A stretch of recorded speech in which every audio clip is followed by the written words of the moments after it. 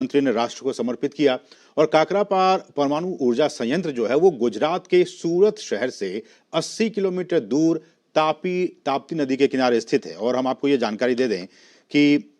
ये जो दो नए हैवी वाटर रिएक्टर हैं, 22,500 करोड़ रुपए की लागत से ये दो नए हैवी वाटर रिएक्टर का लोकार्पण आज किया गया प्रधानमंत्री की तरफ से। और इसी यूनिट में इस वक्त आप देख सकते हैं इन तस्वीरों के जरिए प्रधानमंत्री मौजूद।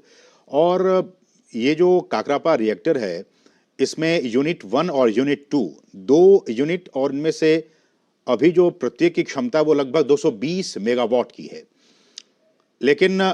जो 700 मेगावाट की परियोजनाएं यूनिट 3 और यूनिट 4 की हैं, वो विश्व में कहा जाता है कि सबसे सुरक्षित रिएक्टरों में से अगर कोई रिएक्टर है तो वो काकरापार का जो न्यूक्लियर इंस्टॉलमेंट है वो है, सबसे सुरक्षित माना जाता है इसे। और सबसे महत्वपूर्ण ये भी कि चाहे वो यूनिट 3 की बात कर लें या फिर यूनिट 4 की बात कर लें, स्टील लाइन की इसमें आंतरिक रोकथाम प्रणाली इस तरह से बनाया गया है ताकि अगर कोई दुर्घटना होती भी है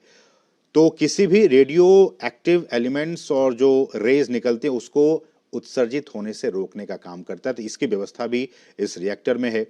और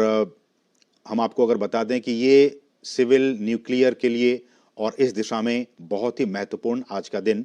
दो नए हैवी वाटर रिएक्टर का लोकार्पण किया गया है और इसकी कुल लागत 22,500 करोड़ रुपए की है। और भारत की जो परमाणु यात्रा रही है वो भी काफी महत्वपूर्ण रही है, इस तरह से कि 1940 के दशक में इसकी शुरुआत हुई और जिस तरह से अब इसमें और भी महत्वपूर्ण कदम इसके लिए उठाए गए हैं। लगातार भारत असैन्य परमाणु के क्षेत्र में लगातार बढ़ता जा रहा है, तमाम देशों के साथ सहयोग भी कर रहा है। हम जानते हैं कि भारत की कोशिश है कि चाहे वो परमाणु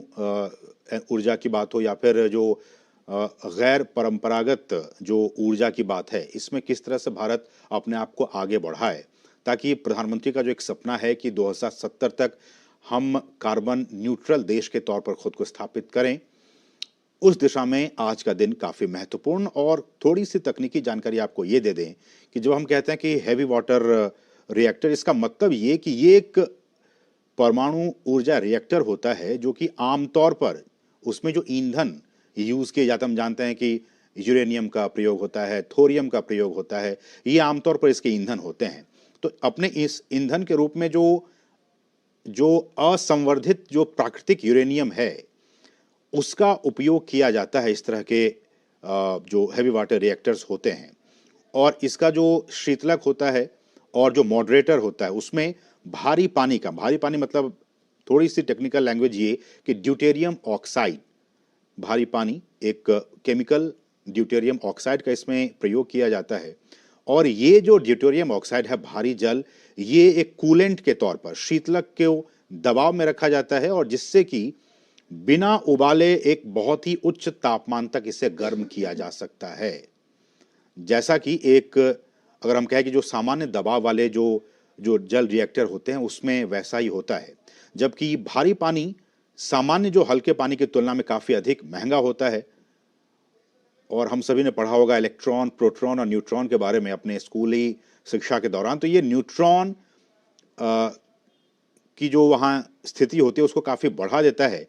जिससे रिएक्टर्स को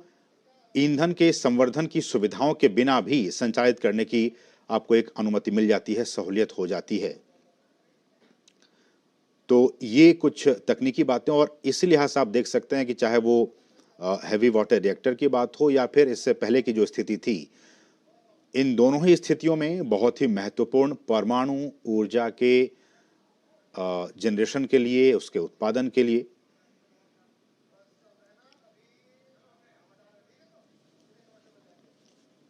तो आज का दिन परमाणु ऊर्जा के लिहाज से बहुत ही महत्वपूर्ण दिन। दो नए